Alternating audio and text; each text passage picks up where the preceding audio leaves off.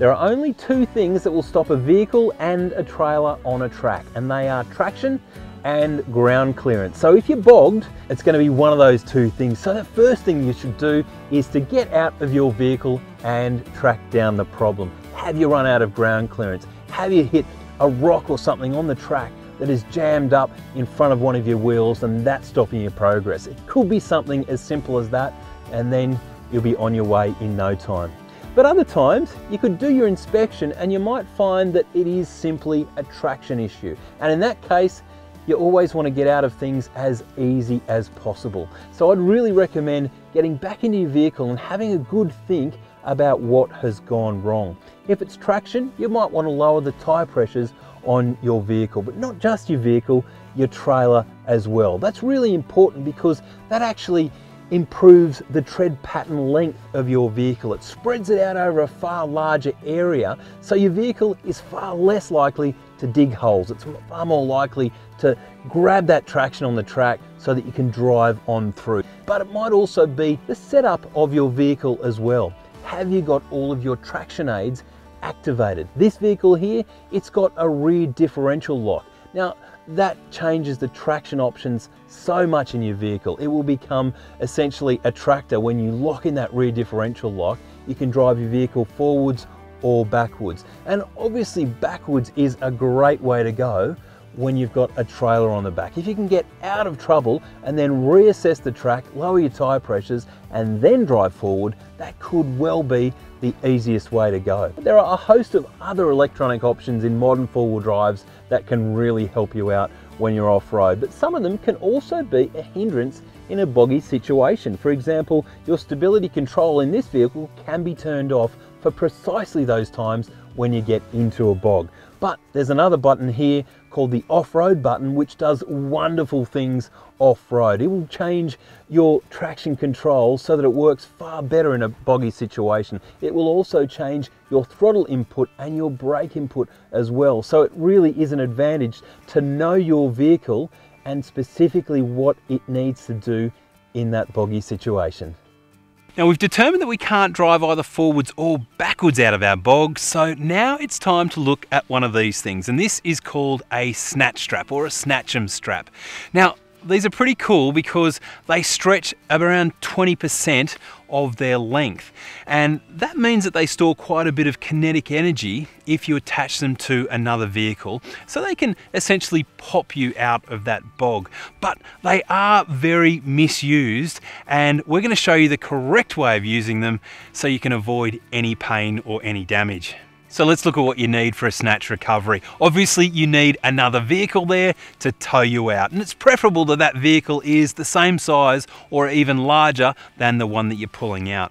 You also want to make sure that your recovery points are going to be up to the load that you're pulling out. Using something like the pin through a tow hitch is usually a-okay, but likewise the recovery point on the vehicle needs to be able to handle that load as well. When it comes to connecting those vehicles, if you do need to use a shackle, you want to make sure that it is a rated shackle, not a regular hardware store shackle. You want to make sure that it actually is stamped with what's called a working load limit, and that will tell you just how much weight you can pull with that shackle. Anything else, and it could turn into a lethal projectile. When it comes to the snatch strap itself, they are rated at different weights. Generally, they'll be 6 ton, 8 ton, or even 12 ton. And the key here is that you want to match them up with the weight of your vehicle. They obviously need to have a minimum braking strain that is more than your vehicle and your trailer. But just keep in mind, you don't want to have overkill, because if, for example, you've got a vehicle that weighs 6 ton with a 12 ton strap, that strap won't actually stretch, so it won't do you any good at all.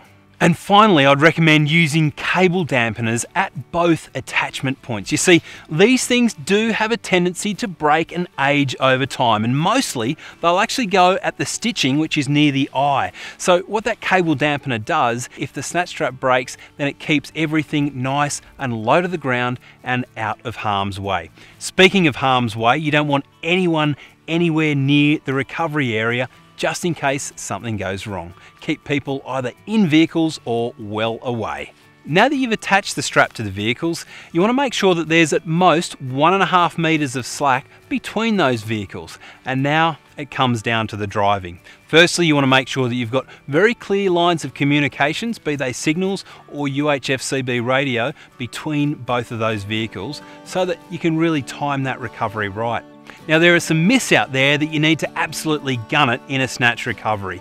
You don't, and in fact that first snatch should be really nice and slow. It's nothing more than as if you're taking off at the lights and you can presume that you've got no one behind you. Simply take off with normal throttle and you'll find that 99% of the time that will get this vehicle out of trouble.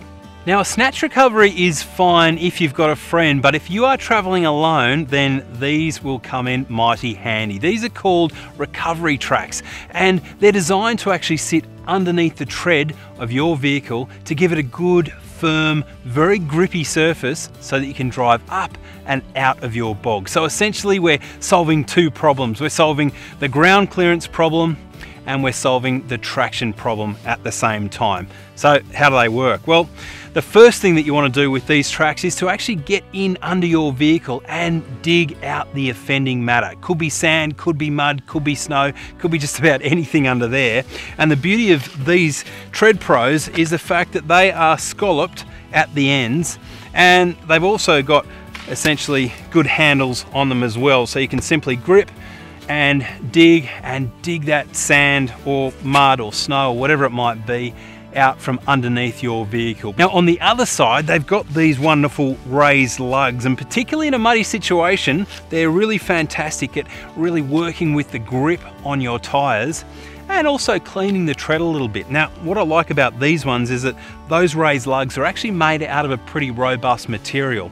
Some other cheaper ones and more expensive ones actually do melt if you get any sort of tyre slip on these. Now you don't really want to spin your wheels up on these things, but it does happen in a slippery situation. Now if I'm going out of my four-wheel drive with no trailer, then one of these pairs will do just fine. But whenever I've got a trailer, I always consider that additional, essentially dead weight on the back of your vehicle, and that is when you want all the traction and all the ground clearance that you can get. So I will always take out two pairs whenever I'm towing. That way I can put these under all four corners of my four-wheel drive, those driving wheels, and I've found that I've had much more success by doing that.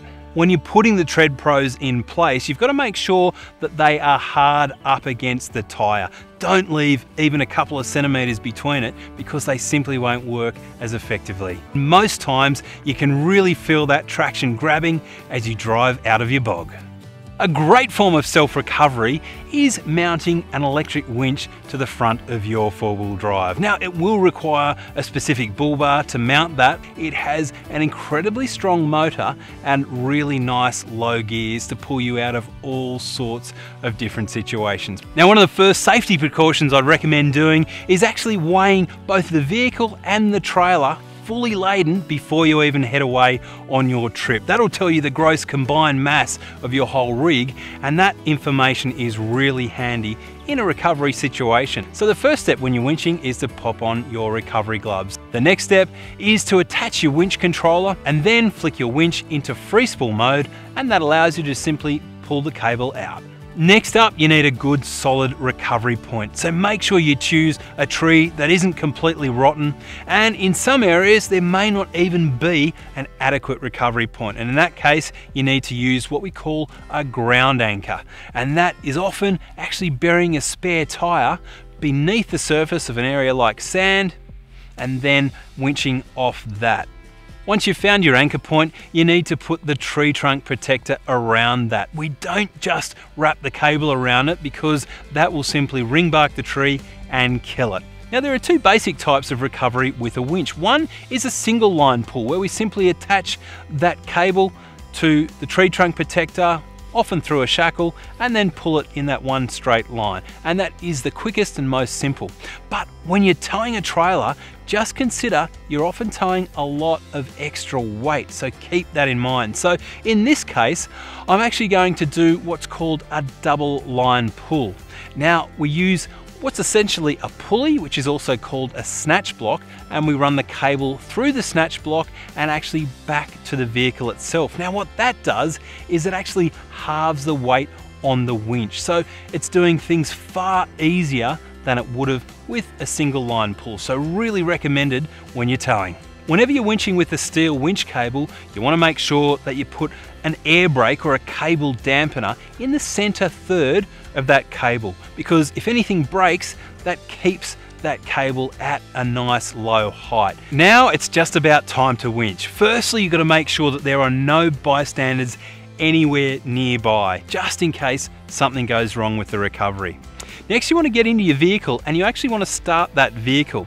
You see, your winch is actually powered by your starter battery, which is powered by your alternator. So make sure your vehicle is running the entire time to charge that battery.